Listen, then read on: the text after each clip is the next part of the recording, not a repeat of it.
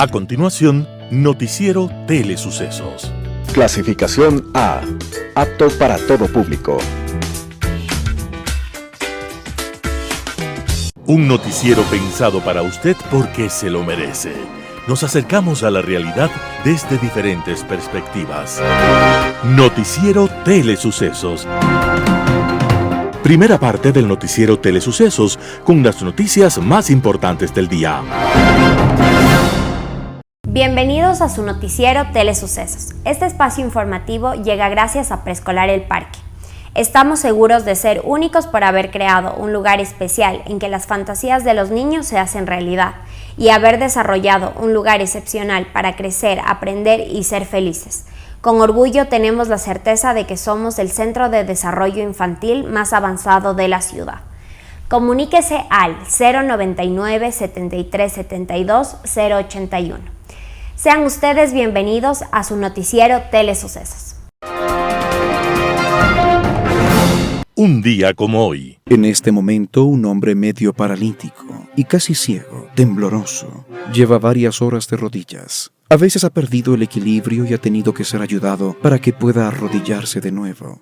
El hombre tiene 70 años y es observado por 20 personajes vestidos de negro, sentados en sus sillones rojos. Lo están juzgando por herejía. El acusado lleva mucho tiempo prisionero y le han advertido que si no se retracta, será llevado al cuarto de torturas y luego quemado vivo. El acusado es uno de los científicos más importantes de Europa y del mundo. Se llama Galileo Galilei y ha dicho que la Tierra no es el centro del universo y que Júpiter tiene lunas que giran a su alrededor. Afirmar esto es causa suficiente para que el macabro poder de la Inquisición aplique la tortura y la muerte. Humillado, Galileo es obligado a mentir y pide perdón por sus supuestas equivocaciones heréticas. Después de una larga explicación, el viejo llora y es interrumpido por la voz chillona de quien preside el tribunal, que le anuncia que ha sido perdonado, pero que seguirá en prisión. Cuentan que Galileo por fin se puso de pie y pateó el suelo diciendo, y sin embargo se mueve. Y la historia recuerda que un día como hoy, 7 de enero de 1610, un Galileo feliz y orgulloso estaba descubriendo las lunas mayores de Júpiter. Y vale la pena recordarlo porque no solo ayer los grandes descubridores han enfrentado la oscuridad de la noche y la ignorancia.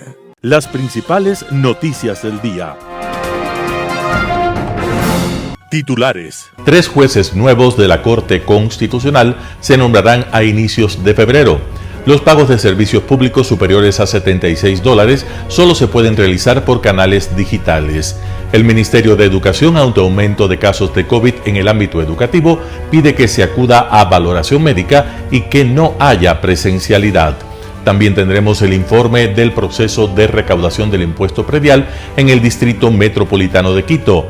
En el segmento de opinión, la situación del Seguro Social. En política internacional, intrascendencia. Los editoriales serán de Francisco Huerta, Recuperar las ciudades. Mauricio Gándara, ¿qué traerá el nuevo año? Giancano, que el 2022 sea el año del fin de la ley mordaza del correísmo. Roberto Aguilar, el bestseller que nadie leyó.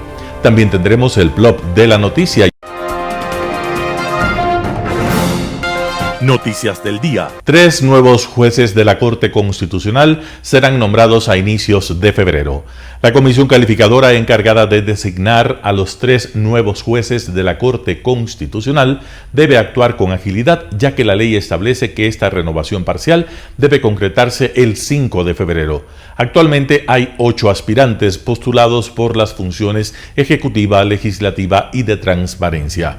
Esta será la primera renovación del máximo organismo constitucional luego de la conformación de 2019 que impulsó el Consejo de Participación Ciudadana Transitorio, encabezado por Julio César Trujillo. La actual Corte Constitucional inició funciones como parte del mandato constitucional aprobado en la consulta popular realizada durante el gobierno del expresidente Lenín Moreno. Vanessa Aguirre, presidenta de la comisión calificadora, formó parte de los 2 procesos y mencionó que hay algunas similitudes. Por ejemplo, en 2019 renunció la comisionada Amanda Pérez y a inicios de diciembre del 2021 también se dio un paso al costado Rafael Ollarte. Aguirre cree que esa salida no impide que avance la renovación, pues quedaron 5 comisionados en funciones. Otro símil son las críticas al proceso, aunque asegura que han actuado según lo que establece la ley. Además, 2 de los 8 aspirantes que siguen en carrera, Jorge Sosa, postulado por la función de transparencia, y Bárbara Terán, postulada por la presidencia de la República, tuvieron hasta ayer para responder a 2 impugnaciones en su contra. Ambos postulantes deberán presentarse a una audiencia pública el próximo martes. Después, la comisión calificadora resolverá si acepta o no las impugnaciones. Al día siguiente definirá cuántos aspirantes avanzan a la última fase del concurso, que incluye un examen escrito y una comparecencia oral. También está contemplado un espacio para solicitar recursos de revisión frente a las pruebas. Se prevé tener los resultados de los 3 candidatos mejor puntuados el lunes 7 de febrero. Luego se notificará a la Corte Constitucional para que se realice el sorteo público con el que se establecerá cuáles son los 3 jueces que dejan el organismo. Los pagos de servicios públicos superiores a $76 solo se pueden realizar por canales digitales.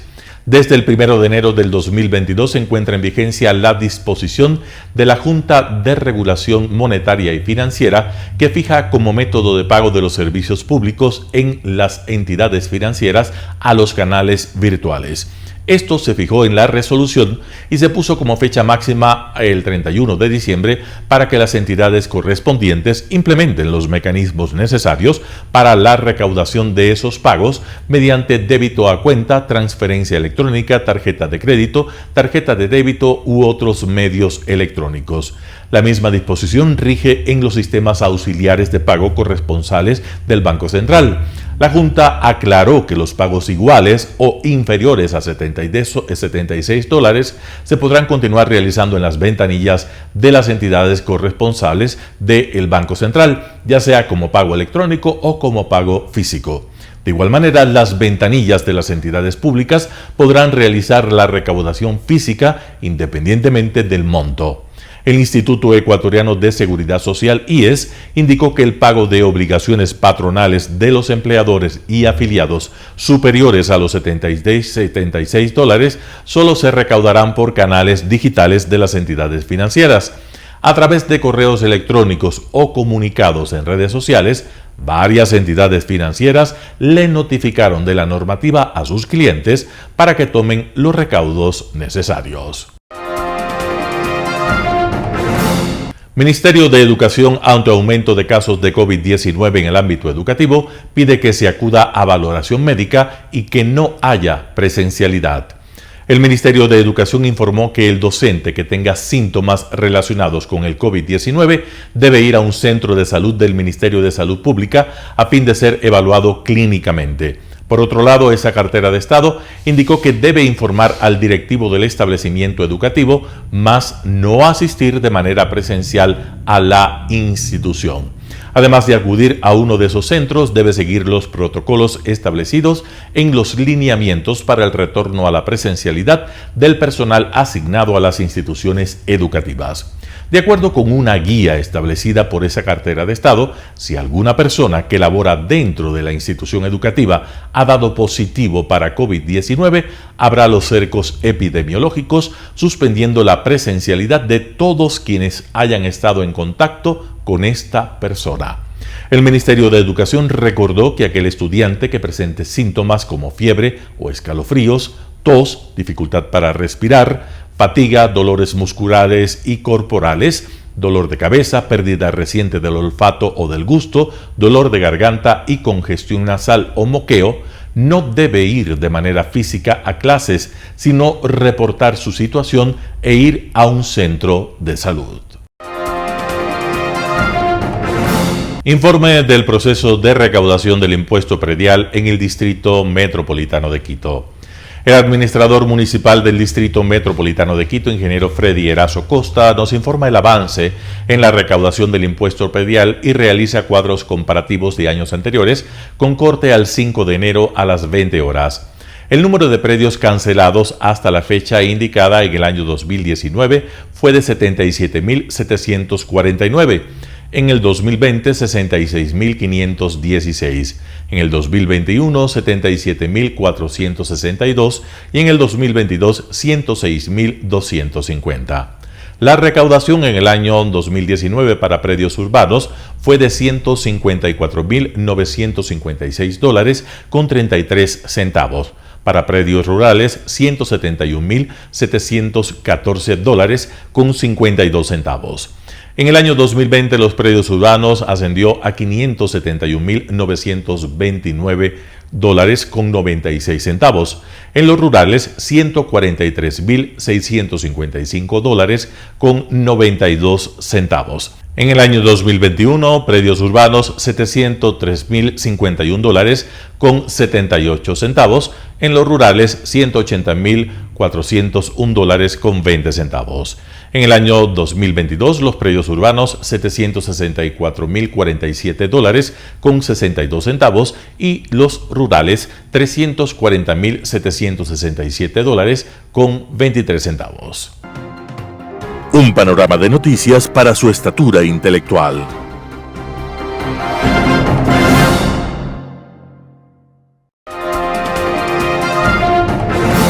Opinión.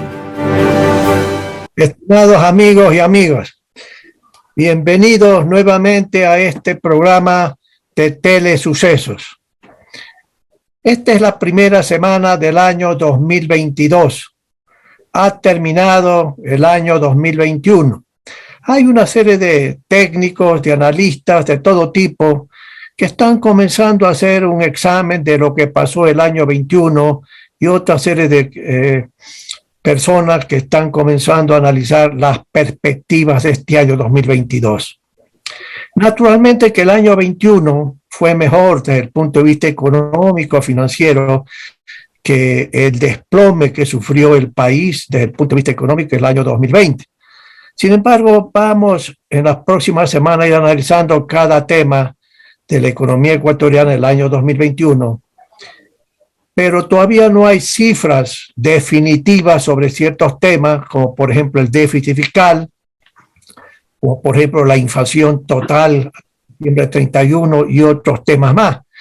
Y hoy vamos a insistir en un tema del año 2021 que se hace presente nuevamente y seguirá estando presente mientras no se resuelva por parte del gobierno un tema importante que tiene que ver con la situación financiera del Seguro Social ecuatoriano.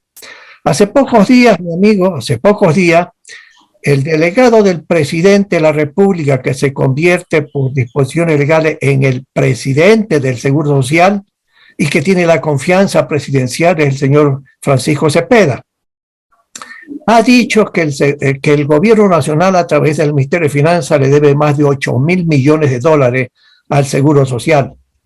¿Sí? Y se vuelve más importante este tema porque ya hay una serie de miembros de la Asamblea Nacional que han dicho que están convocando tanto a los representantes del Seguro Social ecuatoriano, a la ministra de Salud como al señor ministro de Finanzas para debatir, dialogar el tema del seguro de salud, y fundamentalmente es el más importante en términos de deuda que tiene el gobierno con el Seguro Social ecuatoriano. Pero con toda seguridad tratarán también ese debate y ese diálogo sobre los otros seguros, como el seguro de pensiones, que también hay una deuda enorme del gobierno. Pero aparte de eso, esto se vuelve tan importante porque ya hay unos asambleístas han dicho que terminado ese diálogo que van a tener con las autoridades gubernamentales, sencillamente estarían dispuestos a iniciar juicio político. ¿A quién? No lo dicen, pero con toda seguridad será el señor ministro de Finanzas, porque no ha pagado, no ha resuelto la deuda que tiene el gobierno con el Seguro Social ecuatoriano. ¿Pero cuáles son estas deudas? Yo diría que hay tres. 14 horas. El primero tiene que ver con lo que son cuentas por pagar por parte del gobierno, y eso dice el señor presidente del Seguro hace pocos días, son más de 8.000 y pico millones de dólares, de los cuales hay 4.200 o más que son deuda del gobierno por el seguro de salud que administra el Seguro Social ecuatoriano. No se olviden, amigos, que hay varios seguros que administra el Seguro Social, y lo más importante es el seguro de salud, en la que hay esa deuda de más de 4.200 millones de dólares, el seguro que tiene que ver con el sistema de pensiones, que hay otro monte de deuda muy importante, y eso es para la jubilación patronal, y hay también el seguro de riesgos de trabajo, como el Seguro Social Campesino, que también el gobierno le debe dinero. Pero amigos, el tema es el siguiente: ¿por qué no se resuelve este problema? El gobierno anterior, durante 4 años totales, hicieron chequeos, rechequeos, se reunieron con el Seguro Social, etcétera, etcétera, etcétera, pero no resolvieron ningún problema porque no hubo acuerdos de ningún tipo. Este gobierno, presidido por don Guillermo Lasso Mendoza, tiene 7 meses ya. Y la última información que hay es que el Ministerio de Finanzas se está reuniendo una vez más con los técnicos y con los altos funcionarios del Seguro Social sobre cuál es el monto de la deuda de estas cuentas por pagar. Y se sigue analizando, y se sigue chequeando, se sigue haciendo auditorías de cualquier tipo, etcétera, etcétera, pero no hay solución. Se dice que ya hay una parte de la deuda que reclama el Seguro Social que el Ministerio de Finanzas está de acuerdo. Bueno, yo digo, habrá que avanzar por etapas y reconocer la deuda. Si ya se llegara a acuerdo con una parte, supóngase que en el Seguro de Salud, el Ministerio de Finanzas ha dicho, bueno, todo el chequeo que hemos hecho, más de 4.000 millones que ustedes dicen, Seguro Social ecuatoriano, hay 2.000 millones que reconocemos. Bueno, si esa es la conclusión, aváncese por partes resolviendo el problema y diciéndole al seguro, así te vamos a pagar. Pero estos 8.000 y pico millones de dólares son una parte de la deuda. Muchas otras personas dicen que hay una deuda mucho mayor, y ahí hay una especie de confusión. El segundo tema que mucha gente dice que es deuda, y por supuesto que lo es por parte del gobierno, son las inversiones en papeles de corto, mediano y largo plazo que ha hecho el Banco del Seguro, en nombre del Seguro Social ecuatoriano, comprando todos esos papeles al Ministerio de Finanzas. Y esos son varios miles de millones de dólares. Los papelitos de corto plazo se llaman certificados de tesorería, que son los CETES. Y luego hay bonos de 5, 10, 15, 20 años, etcétera, que compró el Seguro Social y forma parte de su portafolio y forma parte del balance del activo que tiene el Banco del Seguro Social ecuatoriano. Y eso son varios miles de millones de dólares. Pero esa deuda está establecida por papeles, por bonos, por CETES. Luego usted tiene otro tema que es más grave, que es el déficit actuarial. Y ese déficit, según organismos internacionales como el Banco Mundial en un estudio, o como también la Organización Internacional del Trabajo, que hace 1 año y pico, digamos, hizo un estudio sobre el particular, son más de 20.000 millones de dólares. Pero lo que está iniciándose el diálogo fundamentalmente es el que tiene que ver con estos 8.000 millones de dólares. Y amigos, yo digo sencillamente que el gobierno actual tiene irremediablemente que resolver ese problema. Ya no puede haber reuniones tras reuniones, tras reuniones, tras reuniones, y nunca se acaban las reuniones, y nunca se acaba el tiempo para determinar realmente cuál es el monto. El Seguro Social asegura, con pruebas, que la deuda es más de 8.000 millones de dólares en los varios seguros que administra. El Ministerio de Finanzas dice, déjame chequear, cosa que es correcto, pero lo que pasa es que ya varios años que está chequeando al Ministerio de Finanzas. Y yo digo, tiene que resolver ese problema. Naturalmente que uno está consciente y los sectores sociales, sectores económicos, sectores productivos están conscientes que el gobierno no tiene plata para pagar 8.000 millones de dólares. Pero aquí hay, como hemos dicho en este programa, y lo vamos a repetir, hay formas de pagar. Por supuesto que sí hay. No son las más ideales, pero son las formas que en este momento estarían disponibles. En primer lugar, pues usted tiene pues la decisión del presidente de vender el Banco del Pacífico, por ejemplo.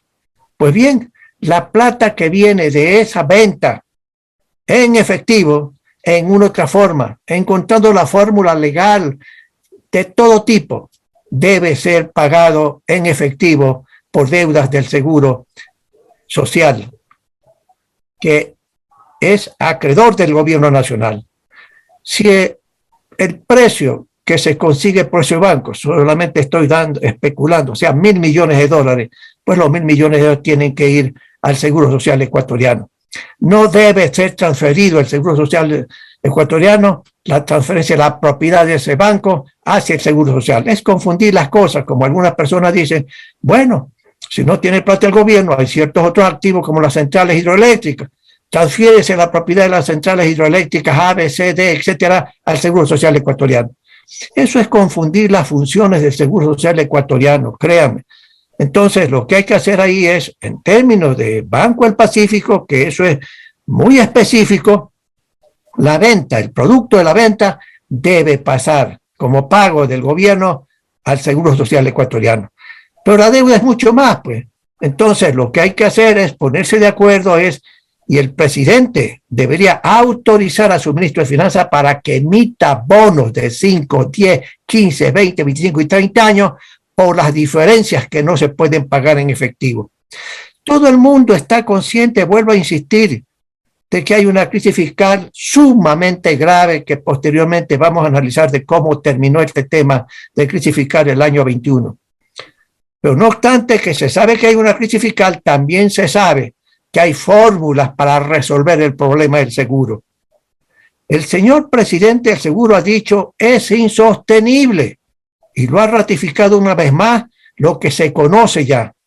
Es insostenible en términos financieros. ¿Cómo está el Seguro Social enfrentando todos los pagos que hace? Sencillamente haciendo desinversiones y comiéndose, perdónenme la expresión, las reservas que tiene todavía el Seguro Social. Esas reservas antes eran mucho mayores, pero debido a que el gobierno, no solamente el actual, sino el anterior, no paga ni el seguro de salud, que sigue creciendo, y no paga tampoco el 100% de lo que es el 40% para el sistema de pensiones.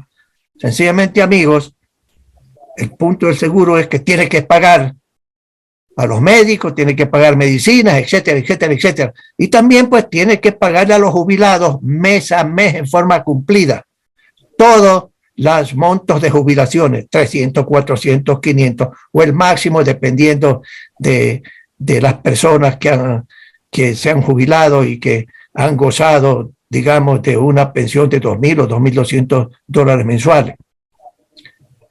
Y no hay liquidez suficiente para pagar todo eso. ¿Qué hace el seguro entonces? Es tomar de sus reservas, tomar de sus inversiones, deshaciendo las inversiones para tener liquidez total e ir pagando todo.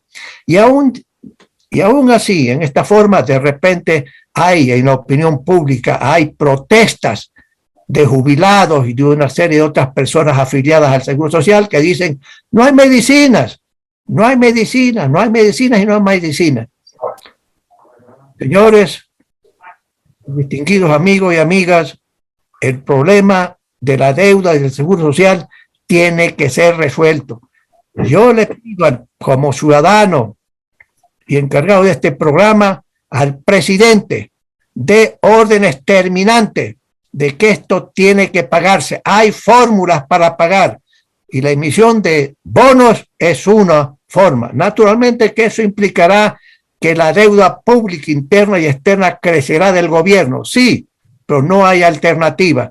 Y lo más importante será, y eso será el futuro, al año 2022, posiblemente el segundo semestre, que el gobierno tiene que preparar un proyecto de ley para la reforma integral del sistema de seguridad social.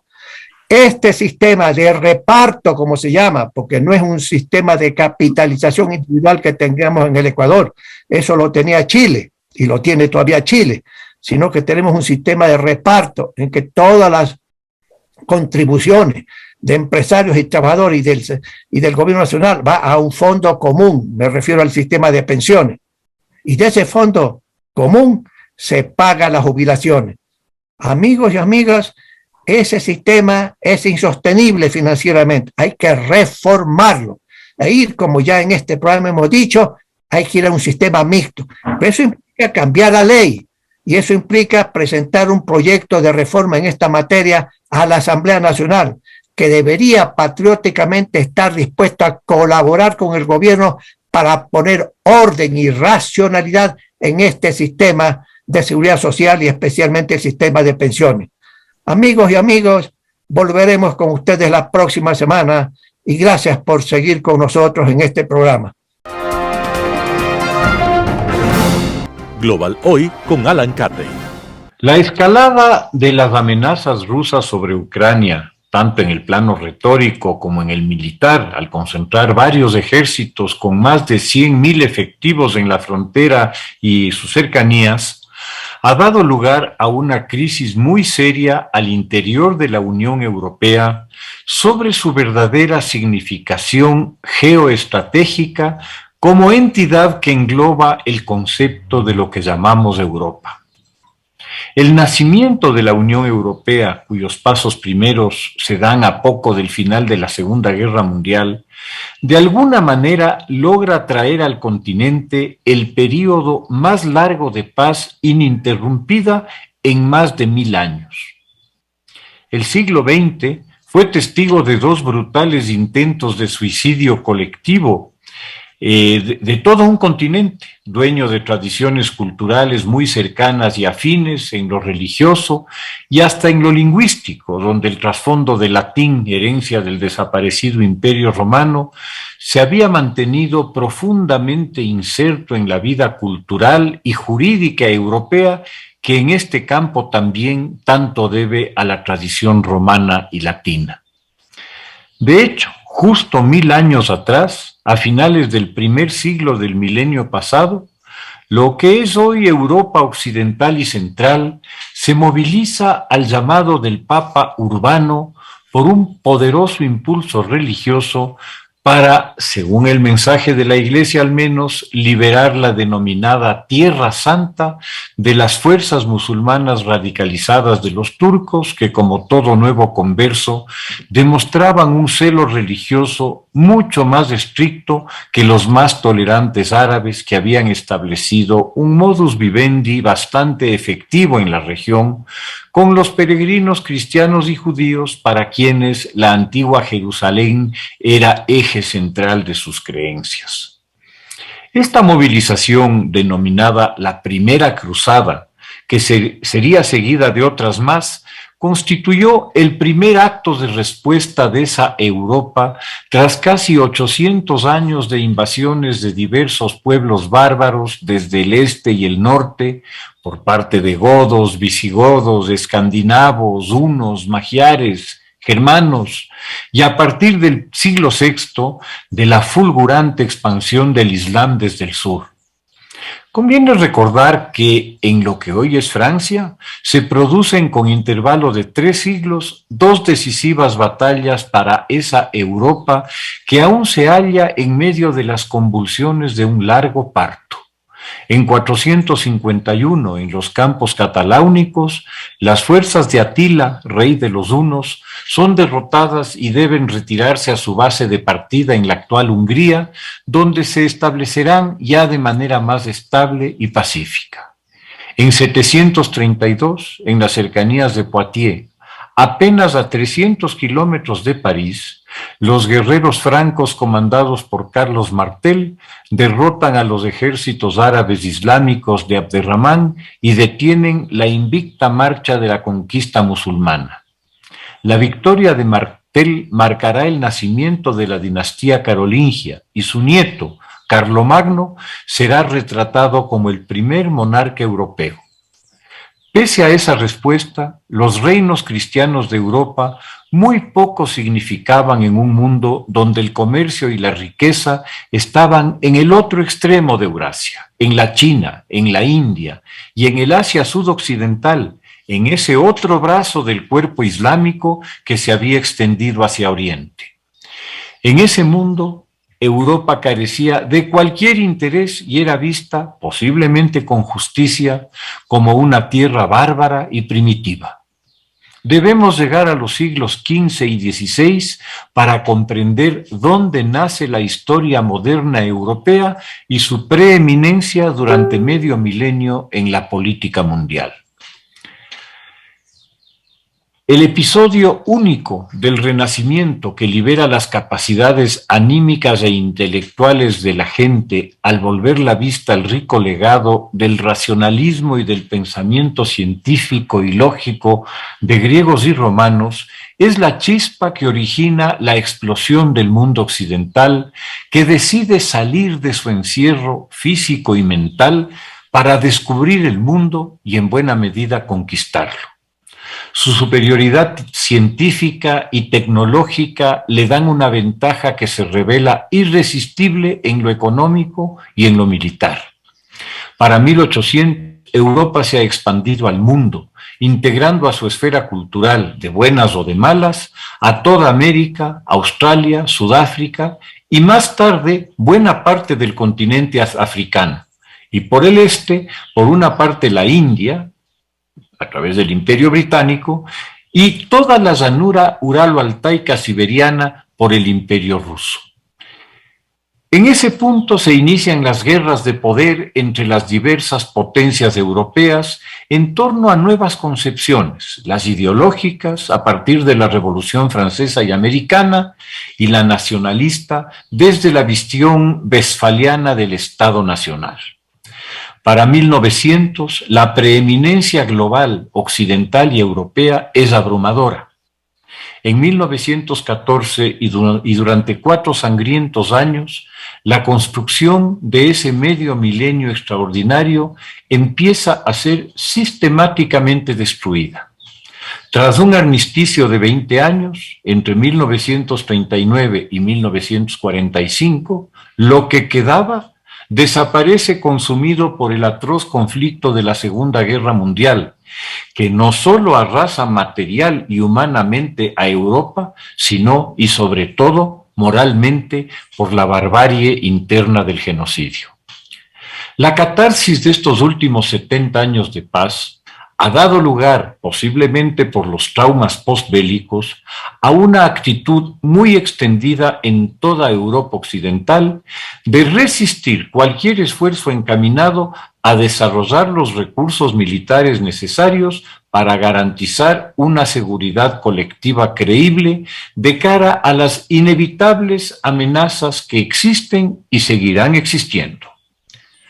La creación de la OTAN en el marco de una guerra fría ideológica significó para Europa el ponerse bajo el paraguas convencional y nuclear norteamericano, pasando a depender cada vez más de ese apoyo y menos de sus propias capacidades. El derrumbe del Imperio Soviético tan solo acentuó esta actitud, asumiendo que hasta ahí había llegado el riesgo de conflicto con el antiguo antagonista. Tras 30 años de reducción de presupuestos para defensa, de descuido en la preparación de las tropas, de ahorros, entre comillas, en la modernización y actualización tecnológica, la lamentable realidad de las condiciones en que hoy se encuentran las diversas Fuerzas Armadas Nacionales Europeas se ha ido evidenciando año tras año. Y cuando el antiguo enemigo, que ha hecho los deberes y ha aprendido de sus errores, aparece armado y equipado para obligar a la Unión Europea a despertarse de su largo sueño, lo único que ésta puede oponer a los tanques y misiles rusos son palabras, vacías palabras y patéticas amenazas. Que el señor Borrell vaya a la frontera ucraniana a decirle a Putin que no puede invadir Ucrania no es más que otro papelón político y diplomático para la Unión Europea. Putin sabe que son intrascendentes, que no es con ellos con quienes hay que hablar, que no moverán un dedo ni enviarán un soldado cuando él decida, si lo hace, engullirse Ucrania. Su ultimátum a la Unión Europea no puede ser más claro. O se vuelve básicamente a las esferas de influencia anteriores a 1992, o aténganse a las consecuencias. Tiene los medios militares para hacerlo en Ucrania y el control a través del gas de la economía europea para los próximos años. La suerte de Ucrania y de toda Europa la decidirán otros. Ellos se han vuelto por su propia decisión intrascendentes. Muchas gracias. Editorial. Recuperar las ciudades por Francisco Huerta, El Expreso. Sí, recuperarlas para la gente. Está bien que adornemos el espacio urbano, a condición de mantener una buena relación costo-beneficio. Está bien procurar volver a tener lo que antes se poseía. Esa es otra acepción de recuperar. Pero lo que planteo en este cañón de futuro es tratar de poner otra vez en servicio algo que ahora se considera inservible. Por ejemplo, las aceras o los parques, que no se pueden usar. Las primeras por la inercia dejó que se deterioren sin que hoy se pueda caminar por ellas o sin temor a romperse una pierna o a ser asaltado. O peor todavía, a los segundos. El miedo les puso rejas y limitó las horas en que es posible permanecer en ellos. ¿Es posible concebir una ciudad sin aceras utilizables y sin parques abiertos? Yo podría testimoniar que los jóvenes de antes caminábamos y con gusto las calles de nuestras ciudades. Sabíamos sus nombres y averiguábamos el porqué de esa denominación. De los parques donde estudiábamos, salíamos en las primeras horas de la madrugada y caminando nos dirigíamos dispersándonos a los respectivos domicilios, cargando sin temor unos pesados textos. Nadie nos asaltaba y claro, en esos tiempos todavía no teníamos celulares y los ladrones de entonces conocían de memoria que si nos atracaban, apenas lograrían hacerse con unos pocos sucres. Conste que aún no soy de los que dicen que cualquier tiempo pasado fue mejor. Reconozco y disfruto de los actuales signos de progreso, pero me atrevo a reclamar que el nuevo urbanismo nos está dejando sin ciudades. En revancha ahora con aire acondicionado y con cierta seguridad uno va a caminar en los enormes centros comerciales que algunos necesitados de importancia prefieren denominar mall o shopping center o hasta shopping mall. A esos les digo que viva el castellano y los pondría a leer Don Quijote de la Mancha. Mientras tanto, bien harían las autoridades en obligar a los desarrollos urbanos a contemplar la existencia de parques y aceras y enseñar en las escuelas por qué las calles se llaman así. Creo que ganaríamos todos recuperando las ciudades para la gente. Francisco Huerta, El Expreso. ¿Qué traerá el nuevo año? Mauricio Gándara, El Universo. Entre otras cosas, nos traerá antiguas y nuevas variantes de la pandemia del COVID-19, pero ahora nos sentimos más tranquilos para confrontarla porque vemos una organización de salud que responde a un plan preparado por gente especializada, también dirigido por una experta en medicina en salud pública. Los hechos lo demuestran. Un impecable plan de vacunación cuya efectividad supera a los de los dos grandes países industrializados como Estados Unidos, el Reino Unido y Francia. Y todo sin aspavientos, sin palabras vacías que fueron pronunciadas hace tiempo en constantes ruedas de prensa por personas ignorantes en materia de salud. Y además, compras de medicinas sin negociados, sin repartos de hospitales. ¿Cuánto tiempo y dinero perdidos? En entrevista con El Universo el 1 de enero, la ministra de Salud califica aquel tiempo del inicio de la pandemia de un desastre. Y así fue. Además, hace afirmaciones de la verdadera desgracia que se vivió y que supera los datos que confusamente se nos proporcionaban, que hasta su llegada al ministerio hubo 75,000 muertes en exceso confirmadas y cuántas personas más habrán muerto que no se conoce que han muerto a causa de la pandemia. Dice luego cómo están enfrentando a la nueva variante Omicron. Nos tranquiliza saber que hay un plan establecido llamado Fénix que se cumple. El presidente Lasso estableció la línea política y llamó a los presidentes de las potencias industriales para obtener vacunas. El gobierno actual de derecha está cada día más cercano por la presencia de nuevos gobernantes de izquierda. Hace pocos meses triunfó la izquierda en Perú y hace pocas semanas en Chile. Es muy probable que ocurra lo mismo en Colombia y en Brasil. El gobierno tiene que inspirar confianza a esos gobiernos demostrando que tiene respeto por el pensamiento ajeno y aplicando una política de cooperación pragmática en asuntos sobre todo de integración de comercio. El interés mayor actualmente es el ingreso a la Alianza del Pacífico, para lo cual es esencial el celebrar un acuerdo comercial con México. Afortunadamente, el nuevo presidente de Chile apoya la continuidad de la alianza. El presidente Lasso, al asistir a la posesión de Boric, podría obtener su respaldo para el ingreso de Ecuador a la alianza. Algo similar obtuvo de Manuel López Obrador cuando lo visitó en México. Una actitud sin extremismos en los organismos internacionales, especialmente en los regionales como la OEA, será muy analizada por los gobiernos latinoamericanos. En la política interna será muy difícil convivir con una asamblea tan fragmentada. La ley tributaria solo pudo pasar por el apoyo tácito del correísmo. ¿Se repetirá una aprobación así de los futuros proyectos de ley del gobierno? Siempre queda la posibilidad de la muerte cruzada, que fuera tantas veces agitada, blandida por el gobierno como una espada de Damocles. Es de esperarse que el presidente clasista y además desista de la creación de una comisión anticorrupción de carácter institucional. No ha habido apoyo y sí mucha oposición en la prensa. Los poderes no pueden autocontrolarse. El presidente se hundiría cargando el peso del desprestigio de las otras instituciones. Mauricio Gándara, El Universo. Que el 2022 sea el año del fin de la ley mordaza del correísmo. Artículo de Giancano publicado en Criterios Digital. Para el periodismo, la nueva etapa de máxima digitalización llamada Periodismo 4.0 aporta la visibilización de contenidos, de seguimiento exhaustivo de noticias o de acceso a fuentes y datos que habrían sido inaccesibles. Todo mediado por la tecnología con el Internet. Los especialistas hablan de un mundo nuevo en el periodismo, desde máquinas que hacen unas 50 notas al día con inteligencia artificial, hasta trabajos colaborativos con datos interconectados a través de redes inalámbricas secretas, que puede ser lo que hemos visto en Panama Papers y en Pandora Papers.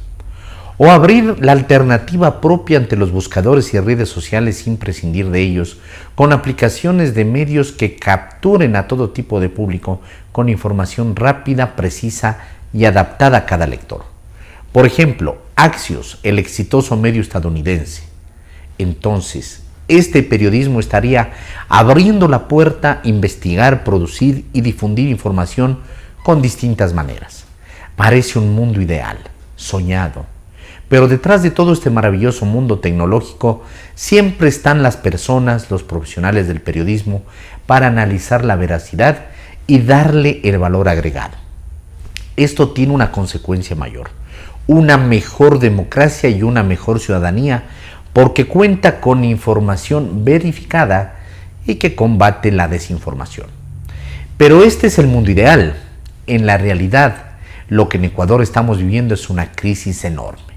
En el país no tenemos medios con máquinas que elaboren las noticias, ni plataformas blindadas para trabajos en conjunto entre periodistas nacionales, ni medios que alcancen a Axios, que cuenta con cerca de 200 colaboradores. Pero esto tampoco quiere decir que los periodistas se han quedado cruzados de brazos o que esto no sucederá. Hay que trabajar con lo que tenemos ahora, pese a la enorme crisis que vive el periodismo y los medios ecuatorianos. Crisis económica por el modelo que va cambiando y la ahondada por la crisis política. Falta de capacitación en temas digitales y estructuras encaminadas a un mejor periodismo digital. Leyes mordaza o insuficientes para la transparencia o leyes que blindan a funcionarios e instituciones. Crisis de credibilidad de los medios. Crisis de los impresos y de la televisión. Ahora el ciudadano se informa de otras maneras. Hacer periodismo de calidad en este escenario sí es posible. Y hay iniciativas muy importantes en Ecuador para enfrentar la desinformación, como Ecuador Chequea, que ya cumplió 5 años. Fundamedios es la institución que sostiene este equipo de verificadores que hacen un trabajo extraordinario, pero todos debemos convertirnos en verificadores de información. Esa labor incluso traslado a la coalición Ecuador Verifica y de otros como UDLA Fact Checking es titánico, pero no son suficientes. Todos debemos hacerlo y casi se debe hacer una labor preventiva, siendo un filtro y abriendo líneas de pensamiento sobre temas, coyunturas.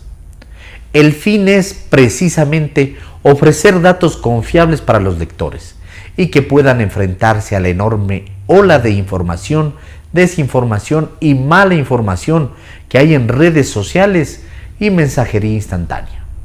La pandemia nos ha cambiado, se transformó la relación entre los seres humanos, la tecnología y luego entre seres humanos inmersos en la tecnología. Tenemos teletrabajo, VPNs, remotos para trabajo empresarial, documentos compartidos, bases de datos compartidas, control laboral por web.som, STM, entrevistas por redes sociales. Y todo fue muy rápido. Lo que se pensaba que ocurría en 5 años pasó en 3 meses. El WhatsApp quedó obsoleto para algunas tareas, aunque ahora es imprescindible para el día a día. Si los seres humanos debemos enfrentarnos a estos nuevos retos para comunicarnos y trabajar, más todavía los periodistas, quienes precisamente deben enfrentar no solo una crisis por la desinformación y falta de recursos por el cambio de modelo, sino a utilizar las mejores herramientas para dar a conocer su trabajo. Parece que estamos lejos en este periodismo 4.0 en Ecuador.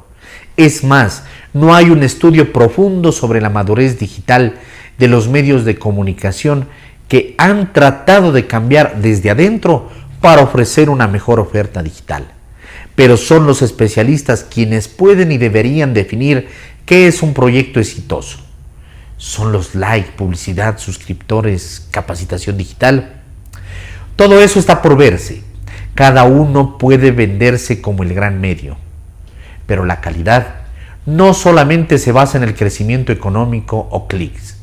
De cualquier forma, la lucha es eterna. Es siempre intentar alcanzar la objetividad y revelar los lados oscuros del poder. Escribir sobre asuntos políticos los que preocupan a la ciudadanía, pero también sobre los partidistas. Muchas veces los periodistas debemos enfrentar a estrategias bien coordinadas para posicionar ideas que muchas veces son falsas o imprecisas, y muchas veces estas triunfan. Vivimos la era digital, es la ciberdemocracia. El fin de la ley de comunicación del correísmo es urgente. Retirar la prohibición de que los dueños de medios puedan tener otros negocios. Respetar los convenios internacionales para la protección de la prensa y de la libertad de expresión se convierte en primordial. Así también se pueden frenar más despidos en los medios, casi 2.500 en la última década, según el gremio de los medios más grandes, y 23.000 trabajadores en comunicación e información durante la pandemia, según la organización Periodismo Sin Cadenas. La fórmula de más medios es igual a más democracia y más negocios. No es nueva en todos los países. Todo eso refuerza el Estado de Derecho. Esa es la fórmula que hay que traer definitivamente a Ecuador. Artículo de Giancano, publicado en Criterios Digital. El bestseller que nadie leyó. Roberto Aguilar, El Expreso. Probablemente el presidente Guillermo Lasso sea el único político ecuatoriano que, a la hora de juzgar las intenciones del máximo líder de la CONAIE, Leonidas Issa, hace lo obvio: recurrir a las páginas de Estallido, el libro donde las declara, interpretación ideológica y celebración de los hechos de octubre de 2019, profesión de fe en el poder de la violencia como mecanismo legítimo de cambio social, declaración de guerra abierta contra la democracia que, por costumbre inveterada de Issa y los suyos, siguen llamando burguesa.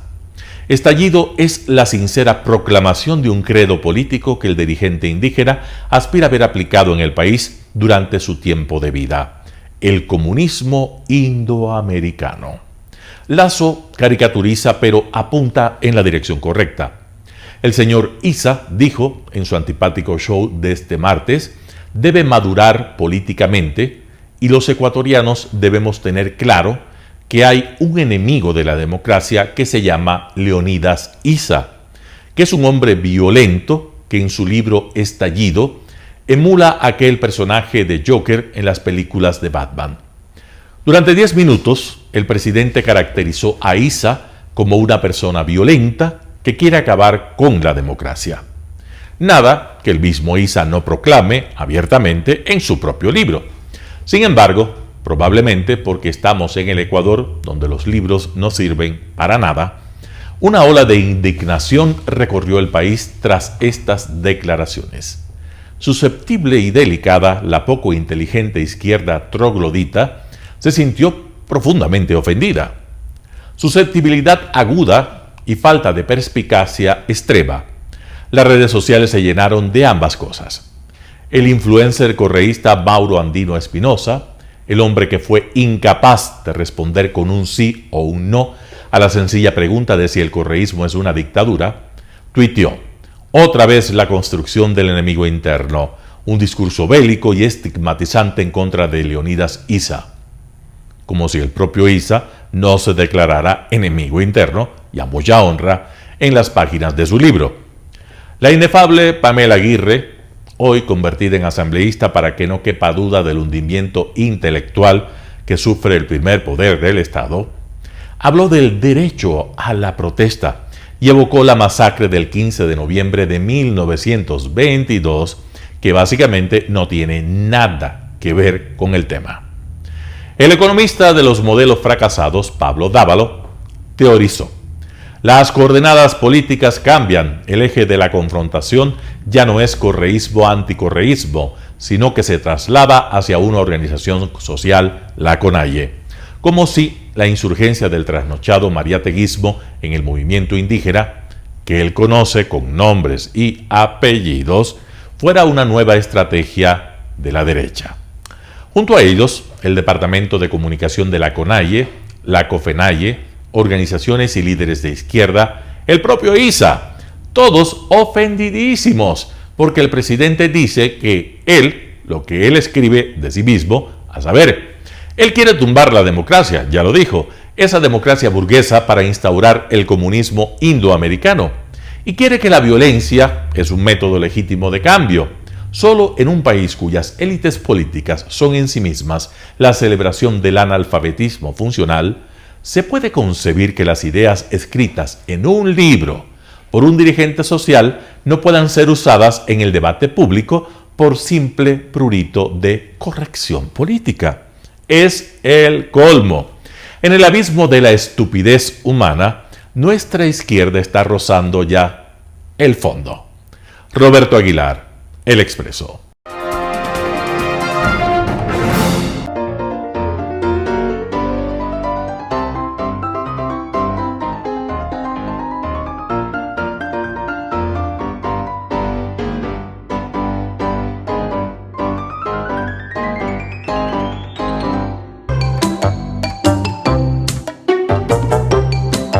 El blog de la noticia con Andrés Castillo. Viernes 7 de enero del 2022. Hola, soy Andrés Castillo Maldonado y este es el blog de la noticia. Este es el último día de la primera semana del mes de enero del 2022 y hemos tenido varios temas para conversar, pero hoy vamos a hablar sobre los asambleístas y su inmunidad.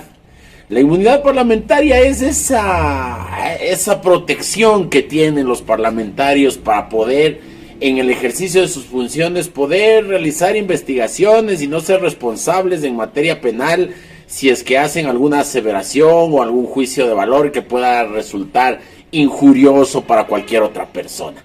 Y eso sirve para protegerles de los excesos del poder y de los abusos del poder. Pero a veces se hace abuso de esa inmunidad parlamentaria y tenemos por ahí asambleístas que a través de las redes sociales dicen cosas sin contrastar, dicen cosas sin investigar, dicen cosas sin tomarse el tiempo de verificar que lo que van a decir en efecto sea real, y eso en función de la inmunidad parlamentaria. Eso en función de que pueden decir lo que sea sin ser responsables de nada.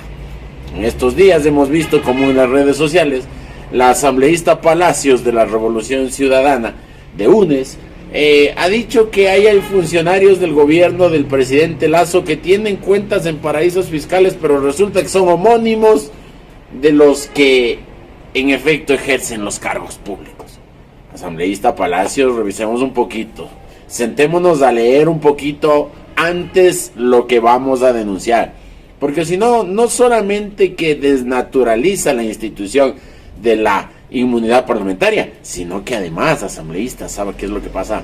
Queda pésimo, queda mal, pierde credibilidad, no se deje ganar por el hígado y la bilis, asambleísta, más bien de paso a la objetividad, a la investigación seria, y que esa investigación le vaya dando lustre al Parlamento y no siga haciendo esfuerzos porque esa institución termine con menos del 2% como terminó el periodo anterior. Soy Andrés Castillo Maldonado y esto fue el Plug de la Noticia. Hasta mañana. Chao. Gracias por sintonizar el noticiero Telesucesos. Este espacio informativo llegó gracias a Preescolar El Parque. Estamos seguros de ser únicos por haber creado un lugar especial en que las fantasías de los niños se hacen realidad y haber desarrollado un lugar excepcional para crecer, aprender y ser felices. Con orgullo tenemos la certeza de que somos el centro de desarrollo infantil más avanzado de la ciudad. Comuníquese al 099 7372 081. Síganos en nuestras redes sociales: Facebook Telesucesos Quito, Instagram @telesucesos_, Twitter @telesucesos29, YouTube Telesucesos HD y en nuestra página web www.telesucesos.net. Hasta mañana. Lo mejor de la mañana informando para usted.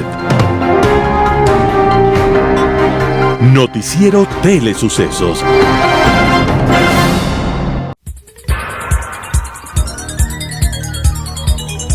Las opiniones vertidas en este espacio por la producción y dirección del programa son de exclusiva responsabilidad de sus autores y de quienes intervienen en ellos.